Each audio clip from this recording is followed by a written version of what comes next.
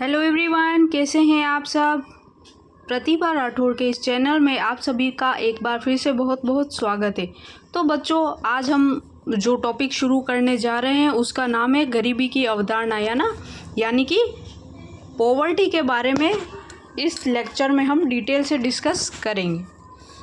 देखिए बच्चों, गरीबी क्या होती है। पहले तो मैं आपको बता दूं कि ये जो क्लासेस है ये किस संदर्भ में चल रही है, किस कॉन्टेक्स्ट में हम पॉवर्टी का जो ये टॉपिक है उसको पढ़ रहे हैं। हम पढ़ रहे हैं आरपीएससी सेकंड ग्रेड की एसएसटी का जो इकोनॉमिक्स का पार्ट है वो कवर कर रहे हैं, है ना। उसमें ऑलमोस्ट सारे टॉपिक हो चुके हैं, मेरे हिसाब से 2 या 3 उसमें और टॉपिक बचे होंगे। उसके बाद इकोनॉमिक्स का पूरा पार्ट इसमें कवर हो जाएगा। ठीक है, आई होप आपको क्लासेस पसंद आ रही होगी और आपको सब कुछ अच्छे से समझ में आ रहा होगा, क्योंकि इकोनॉमिक्स के जो क्वेश्चन आते हैं वो कॉन्सेप्ट को ध्यान में रख के आते हैं। तो अगर आपको कॉन्सेप्ट पता है तो आप आराम से उसका आंसर दे पाएंगे। और स्पेशल चीज़ जो होती है इकोनॉमिक्स में वो होती है एक जो टर्म है किसी भी चीज़ की, जैसे गरीबी हो गई, मांग हो गई, पूर्ति हो गई, है ना। तो ये सारी टर्म का एक्चुअल मीनिंग क्या है, उस हिसाब से आप अपना आंसर आसानी से दे सकते हैं अगर आपको पता है तो मैंने बहुत ही शॉर्ट एंड स्वीट तरीके से आपको समझाया है और मैं ऐसी उम्मीद करती हूँ कि आपको सब कुछ समझ में आया होगा। तो चलिए बिना समय गवाए हम स्टार्ट करते हैं आज का हमारा टॉपिक, जिसका नाम है गरीबी की अवधारणा। देखिए बच्चों, गरीबी क्या होती है। गरीबी एक आर्थिक समस्या है। किसी व्यक्ति को आर्थिक संसाधनों का अभाव होना गरीबी कहलाता है। कोई एक व्यक्ति है जिसके पास इकोनॉमिक रिसोर्सेज नहीं है, उसको यूजुअली गरीब माना जाता है, यानी वो पॉवर्टी में आता है। भारत में नीति आयोग के द्वारा 3 मूलभूत आवश्यकताएं मानी गई है। ये मनी है, इसको आपको मानी करना है ना, ये मानी गई है, मानी गई है, ठीक है। अब देखिए ये मूलभूत आवश्यकताएं क्या है। सबसे पहली बात है जीवित रहने के लिए व्यक्ति को क्या चाहिए, साफ पानी चाहिए और भोजन चाहिए। स्वस्थ रहने के लिए व्यक्ति को क्या चाहिए, पोषण चाहिए, ऊर्जा चाहिए, प्रोटीन चाहिए और विटामिन चाहिए। क्लियर है। दक्षता के लिए यानी एफिशिएंसी के लिए एक व्यक्ति को क्या चाहिए, व्यक्ति को चाहिए आवास यानी रहने के लिए घर, कपड़ा चाहिए, शिक्षा चाहिए, स्वास्थ्य चाहिए यानी स्वास्थ्य सुविधाएं चाहिए, वित्तीय सुविधाएं चाहिए और कानून व्यवस्था चाहिए। तो अगर ये सारी सुविधाएं व्यक्ति को मिलती है तो व्यक्ति क्या है, एफिशिएंट हो पाता है। ठीक है, जीवित रहने के लिए ये बेसिक नीड है और स्वस्थ रहने के लिए ये सारी चीज़ें चाहिए। क्लियर है। चलिए आगे बढ़ते हैं। अब देखिए गरीबी के प्रकार। गरीबी के प्रकार में पहला हम पढ़ते हैं निरपेक्ष गरीबी यानी एब्सोल्यूट पॉवर्टी। मूलभूत आवश्यक उपलब्धता स्तर से कम संसाधन होने पर व्यक्ति को गरीब माना जाता है। मूलभूत जो आवश्यकता है क्या, रोटी कपड़ा मकान, है ना। मूलभूत आवश्यकता क्या है, रोटी कपड़ा मकान। उसकी उपलब्धता स्तर जो है उससे कम संसाधन अगर व्यक्ति के पास है तो व्यक्ति को गरीब माना जाएगा। भारत में गरीबी रेखा की लाइन आती है, आपको पता है ना, बीपीएल और एपीएल। बीपीएल आपने सुना होगा, जनरल यूज़ होता ही है, काफ़ी जगह हम देखते ही हैं बीपीएल सुनते हैं, लेकिन एपीएल बहुत कम लोगों ने सुना होगा, है ना। तो एपीएल क्या होता है, बीपीएल होता है बिलो पॉवर्टी लाइन और एपीएल होता है अबोव पॉवर्टी लाइन। ठीक है, चलिए आगे बढ़ते हैं। गरीबी रेखा से नीचे वाली जनसंख्या का प्रतिशत अनुपात शीर्ष गणना अनुपात कहलाता है। क्या कहलाता है, हेड काउंट इंडेक्स कहलाता है। क्या कहलाता है बच्चों, head count index, head count index, ठीक है, हेड काउंट इंडेक्स कहलाता है। अब इसको कैलकुलेट कैसे करते हैं, देखिए ये कैलकुलेट होता है बीपीएल पॉपुलेशन क्या है डिवाइडेड बाय टोटल पॉपुलेशन क्या है, मल्टीप्लाई इसको किया जाता है 100 से, ठीक है। क्या है, BPL population divided by total population into, इधर लिखती हूँ 1 मिनट, हाँ क्या है, BPL population divided by total population multiply by 100। तो ये क्या है, ये जो आएगा ये आएगा आपका head count index, head count ratio, BPL population divided by total population multiply by 100। चलिए आगे चलते हैं। भारत में बीपीएल परिवारों की गणना ग्रामीण विकास मंत्रालय व राज्य सरकार के सहयोग से की जाती है। वेरी इंपॉर्टेंट पॉइंट, भारत में बीपीएल परिवारों की गणना किससे की जाती है, ग्रामीण विकास मंत्रालय व राज्य सरकार के सहयोग से किया जाता है, जबकि गरीबी के लिए सर्वे एनएसओ द्वारा किया जाता है। गरीबी के लिए सर्वे किससे किया जाता है, एनएसओ द्वारा किया जाता है ना, क्लियर है। चलिए आगे बढ़ेंगे हम। अब देखिए, भारत में गरीबी का आकलन आय के स्थान पर उपभोग व्यय के आधार पर किया जाता है। यानी कि गरीबी का जो आकलन हम करते हैं भारत में, गरीबी जो कैलकुलेट की जाती है उसको आय के हिसाब से नहीं नापा जाता है, उसको नापा जाता है कि एक व्यक्ति जो है वो उपभोग पर व्यय कितना कर रहा है, चाहे उसकी इनकम जो है वो कितनी भी हो, ठीक है बात। चलिए आगे चलते हैं। भारत में व्यक्तिगत गरीबी के स्थान पर पारिवारिक गरीबी का आकलन किया जाता है।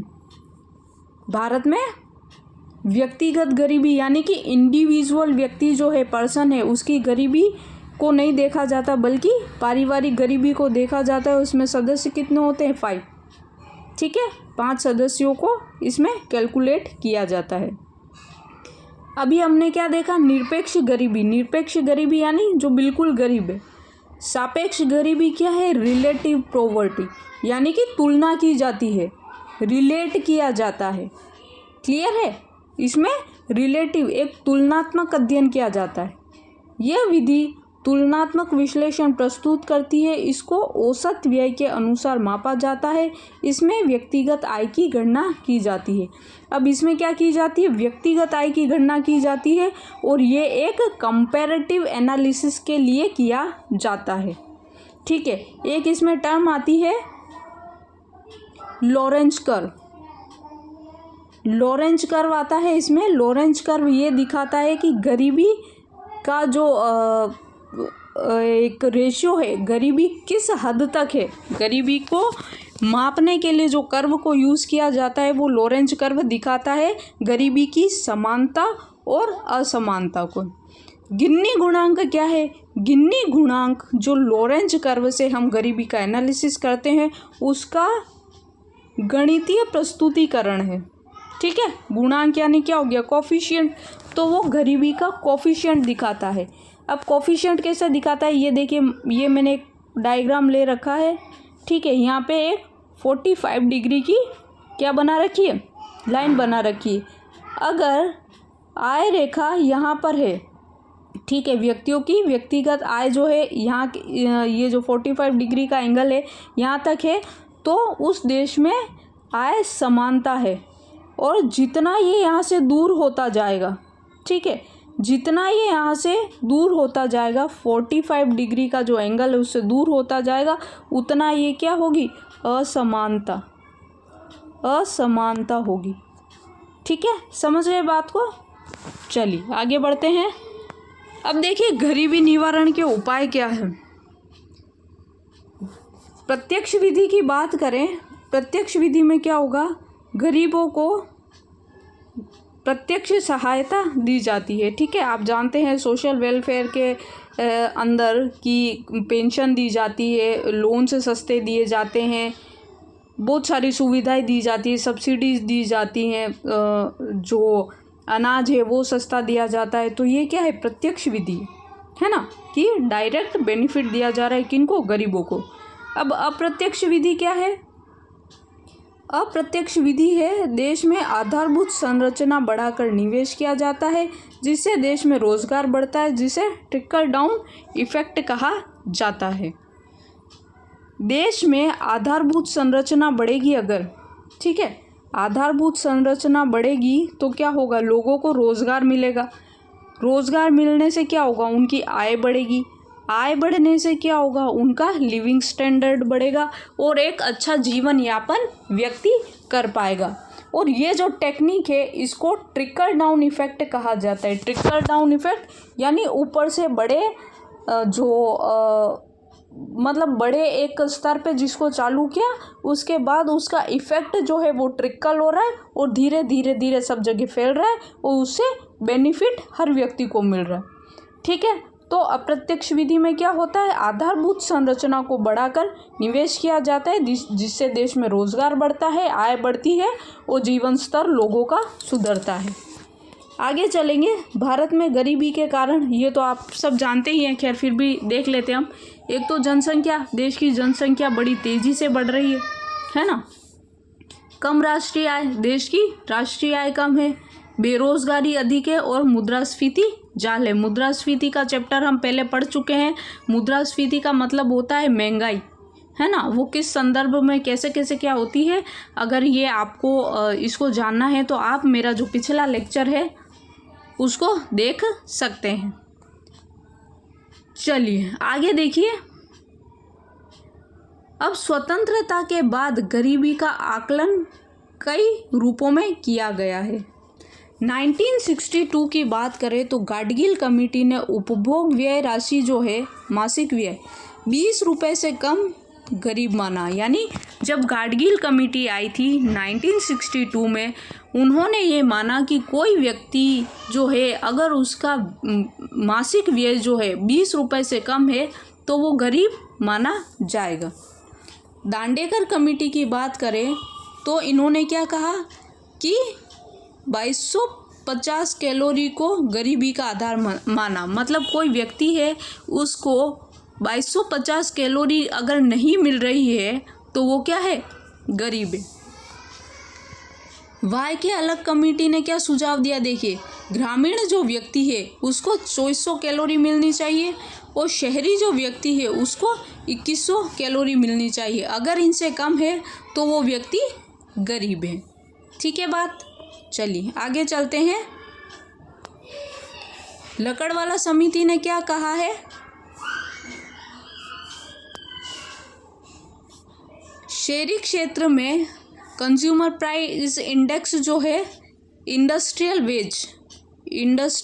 वेज उसके आधार पर गरीबी का आकलन किया है। और ग्रामीण क्षेत्र में कंज्यूमर प्राइस इंडेक्स एग्रीकल्चर जो लेबर है उसके आधार पर गरीबी का आकलन किया है। तेंदुलकर कमेटी ने क्या किया है, शहरी एवं ग्रामीण क्षेत्र के लिए अलग अलग गरीबी रेखा का सुझाव दिया है। कब आई थी ये, 2004 में। इन्होंने क्या कहा है कि ग्रामीण क्षेत्र में 27.20 रुपीज़ प्रतिदिन व्यक्ति की आय होनी चाहिए और शहरी क्षेत्र में 33.30 प्रतिदिन व्यक्ति की आय होनी चाहिए। अगर इससे कम है तो व्यक्ति को गरीब माना जाएगा। रंगराजन जो कमेटी है 2012 में आई थी, उसने MRP का सुझाव दिया और कैलोरी के साथ प्रोटीन और फैट पर भी ध्यान दिया। तो ये स्वतंत्रता के बाद गरीबी के जो विभिन्न आकलन हुए हैं उसके बारे में मैंने आपको बताया है। तो ये जो आपका चैप्टर है गरीबी वाला, आई होप आपको समझ में आ गया होगा। शॉर्ट एंड स्वीट तरीके से मैंने समझाया है। अब हम मिलेंगे अगली क्लास में नए चैप्टर के साथ, नए लेक्चर के साथ। तो अगर आपको मेरी क्लासेस पसंद आती है तो चैनल को प्लीज़ लाइक शेयर सब्सक्राइब ज़रूर करें। मिलते हैं अगली क्लास में। Thank you so much.